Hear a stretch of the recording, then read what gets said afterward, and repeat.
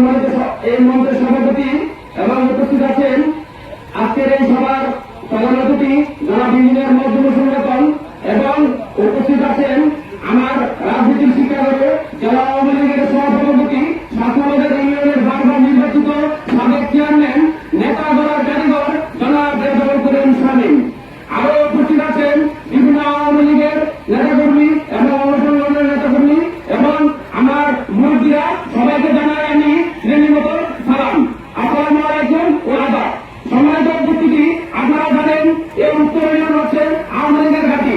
আমি একটি ব্যাপার সমসাময়িক বিষয়ের উপর বলতে চাই যে আপনারা জানেন বিগত সংসদ নির্বাচন তিনটি নির্বাচনে আমরা দেখিয়ে দিয়েছি আওয়ামী লীগের বিপুল ভোটে জননেতা ইঞ্জিনিয়ার মজদুর সংগঠনকে আমরা পাস করিয়েছি।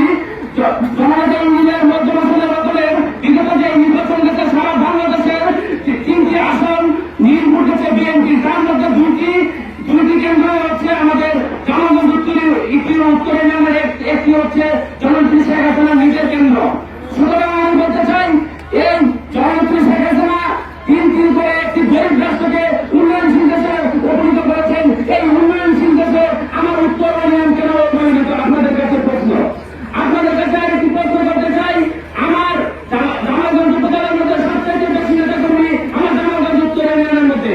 জামালগঞ্জ উত্তর ইউনিয়নের মধ্যে আওয়ামী লীগের সভাপতি বাড়ি, জামালগঞ্জ উত্তর ইউনিয়নের মধ্যে আওয়ামী লীগের সেক্রেটারি বাড়ি, জামালগঞ্জ উত্তর ইউনিয়নের মধ্যে আওয়ামী লীগের সাংগঠনিক সহ বিভিন্ন পুরস্কারী ব্যক্তি এবং জামালগঞ্জ উত্তর ইউনিয়নের মধ্যে শ্রমিক লীগের সেক্রেটারি বাড়ি, জামালগঞ্জ উত্তর ইউনিয়নের মধ্যে স্বেচ্ছাসেবক লীগের সভাপতি। এই করে দিব রাস্তাঘাট, এই করে দিব।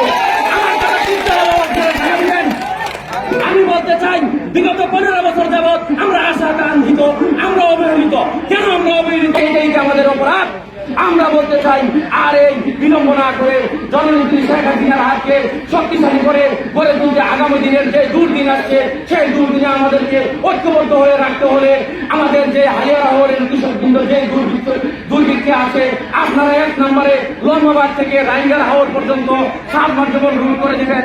এমপি মহোদয়ের কাছে আমার একটি প্রস্তাব, সদরকান্দি থেকে কালীপুর হতে দুধের কান্দা পর্যন্ত সাবমার্সিবল রুল করে দেবেন। মোমিনপুর থেকে মাগুরা পর্যন্ত সাবমার্সিবল রুল আমার দাবি। এবং সর্বশেষ দাবি হচ্ছে ইনসানপুর থেকে সদরকান্দি পর্যন্ত পাকাকরণের স্থায়ী ব্যবস্থা করে দিতে হবে আমাদেরকে। এই আমাদের আপনাদের কাছে প্রত্যাশা। এবং আমি বলতে চাই, আপনারা জানেন এই আওয়ামী লীগের জননেত্রী শেখ হাসিনার হাতকে শক্তিশালী করে গড়ে তুলতে গেলে আগামী দিনের শক্ত ভূমিকা রাখতে হবে আমাদের ইউনিয়ন পর্যায় থেকে, ওয়ার্ড পর্যায় থেকে এবং উপজেলা পর্যায় থেকে। আপনারা জানেন ইতিমধ্যেই কিছু কুচিত্র মহল পাকিস্তানি দালালদের হাত মিলিয়ে ঢাকা শহরে বিভিন্ন বিক্ষোভ মিছিল সৃষ্টি করেছে। আমি চাই তাদেরকে প্রতিহত করতে গেলে আমাদের জনগণের আশা আকাঙ্ক্ষা প্রতিফলন করতে হবে। যেই আওয়ামী লীগের যে অনুদান আসবে আওয়ামী লীগের নেতৃকর্মীদের মাধ্যমে বন্টন করতে হবে, অন্যথায় হবে না।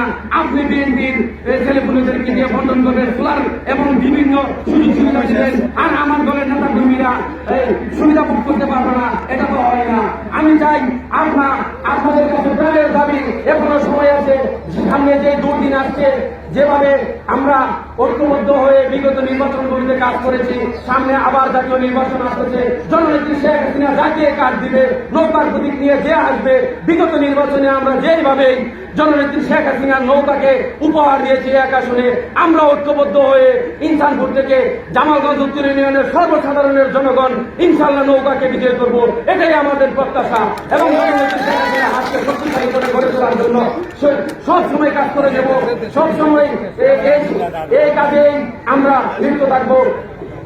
সর্বশেষ সুখের মাস বঙ্গবন্ধু শেখ মুজিবুর রহমানের এই রোহের আত্মা এবং বঙ্গবন্ধুর সব পরিবারের রোহের আত্মার মাগফিরাত কামনা করে এবং বাঙালি এক শ্রেণীর জাতিকে চির কলঙ্কিত লাঞ্ছিত এই উপহার দিয়ে আমি আমার সংক্ষিপ্ত বক্তব্য শেষ করছি। জয় বাংলা, জয় বঙ্গবন্ধু, জয় হয় এদেশের মানুষের।